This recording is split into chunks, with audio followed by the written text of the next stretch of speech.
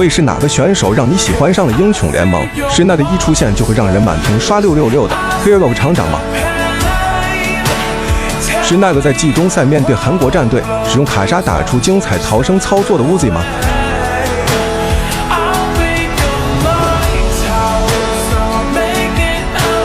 是那个在战胜 JDG 之后选择拒绝摄像师要求比出导弹手势的 Faker 吗？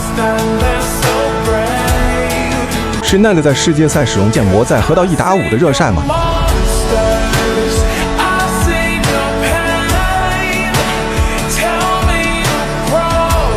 是那个在世界赛关键决胜局使用侠打出赌上职业生涯闪现的 Jackie Love 吗？